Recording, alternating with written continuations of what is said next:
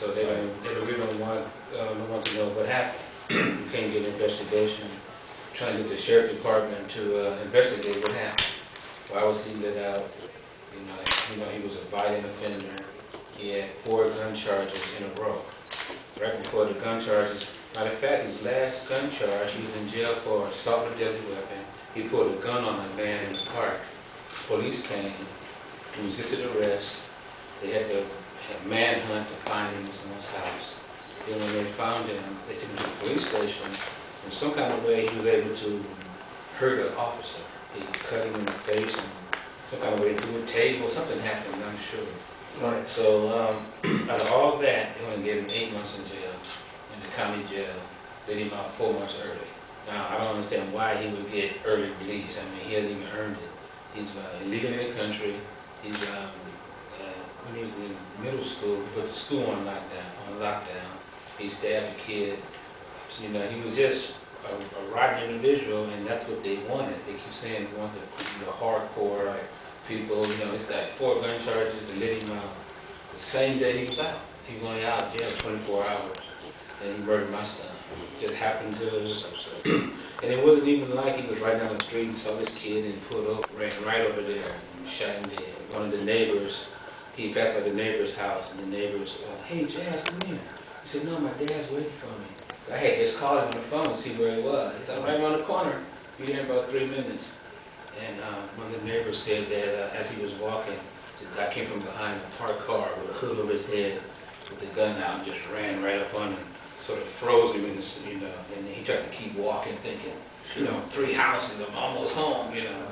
And put the gun to his face and he moved the gun down. Bam! Shot him in the stomach. Matter of fact, blew off just 2 fingers and everything. Shot him in the stomach and then went around, put the gun back to his head.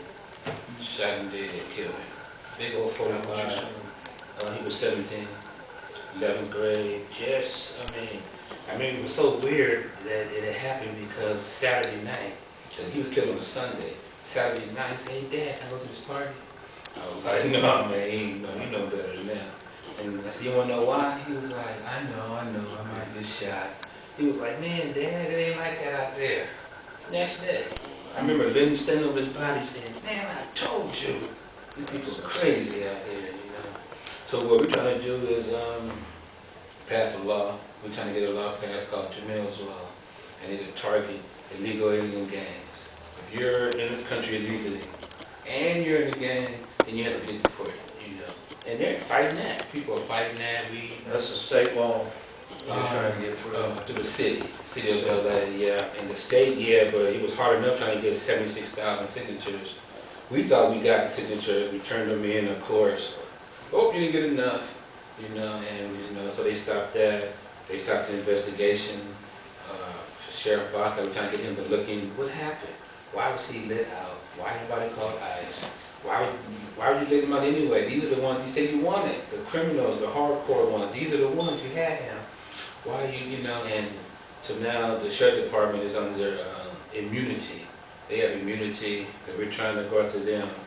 And so far we're in appeals court because the first judge gave a demur, you know, and so we're appealing it. But the sheriff department is not even accountable for it. So we want an investigation, okay, that's one thing. And at the same time, you see the news, Sheriff Baca is investigating the criminals because they're saying we're being mistreated. Now he's having a full-blown investigation. They're having meetings with all the prisoners and they're talking to them, trying to find out how they can make their life better. Wait a minute, these are the criminals, you know, I'm not saying you can't treat them right. But at the same time, what about the victims? Right. What about the victims? I mean, obviously you and your family felt the pain of losing your son, and you know, that's why this bill that I'm working with Fire National Group trying to get just a reporting. We're not even talking about, you know, sending anybody home. We just say, give us the name of the illegal who committed the crime. It's so simple. You know, that's the frustrating. I want to thank you for coming to Washington, D.C. and sharing your story, because if the American people who have lost so much, like you and your family, lost your son, they don't start demanding Congress to do certain things. I think that's why there's so much anti-Washington, to be honest with you. something like, you know, convicting the man that shot your son, or helping us get information so the American people can know this illegal alien committed this crime. I mean, you just wonder sometimes where are we going as a country. Yeah, because your bill definitely would have helped us. It could have. They would tracked him, they would have saw he's illegal, they would have got him out of here before he does that. In California, they rather than wait until they do a crime. Matter of fact, Bernard Parks, chief of police, used to be at LAPD, he was pushing the bill that when you're in the county jail, he doesn't even want you to have your immigration status checked. In the county jail. He passed the bill, but it didn't go through. They didn't even want, because since my son was killed, they're doing more checking now, because they wouldn't say it's for you, but we know they wasn't doing that. Now, everybody that's in the county jail gets checked. Everybody. That way they can't say, well, your racial profiling. If you're in the county jail, you're in a police station, you get your status checked. Bernard Parks is fighting against that. He doesn't even want them checked in the county jail. So how can we, you know, fight it? You know? People like you are helping us out. Right. That's just so interesting that a former police chief would and his granddaughter, Chief Parks' granddaughter was shot dead. She was getting some, she got a restaurant and drive-through, was pulling out with the lead. Some gang members saw the guy she was in the car with, tried to kill him. He ducked, shot her in the face, killed her. So I figured Bernard Parks, he would really, you know, help us out. I went to him and he was like, oh, they're just using you and for, you know, their own. Come on, they're not using me, they're helping me, you know.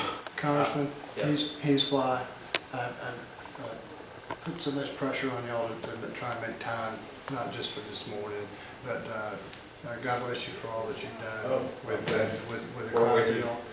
You serve on the Armed Services Committee. Sergeant Anita Shaw, Jamiel's mom, was in Iraq when he was killed. Yeah. She gets caught on the carpet thinking she's done something wrong, and no, it's just to tell her that her son was gunned down in LA from an illegal alien insurgent while she's in Iraq fighting illegal alien insurgents. HR 3168 is a stimulus bill. It's a jobs bill. It's a transparency bill. absolutely. And you told me something a few years ago that you're not just a representative of the 3rd District. It says you as congressman on the front of your name. That's right. You're entitled that you're a congressman for everybody. And your actions match your words on that. Because I saw what you did with standing up for Ramos and Compion, keeping him on the front burner. And you've introduced this legislation 3 sessions in a row. And thank you, sir. Well, I don't know how anyone, when they hear your story, we had another story that a gentleman this morning was killed by a driver, an illegal alien driver, and 2 girls were killed. And then you hear the story of your son. You wonder why Congress can't take a bill that, as Jeff just said, that discloses information. Nobody will be deported. It just says who they are. And they might end up being deported. Right. But the first step is let's know who's committing the crime. Yeah. And I'm just really touched by the tragedy in your family, the gentleman that spoke today, the tragedy in his family, and you know, good has to overcome evil. Yeah. Was your son? I see he was a football player. Oh yeah, and ran track and basketball. He was so good in track that he was getting ready to get a tryout for the Olympics.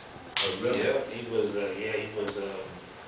right, he ran 100, 200, both relays, and he was long jumping.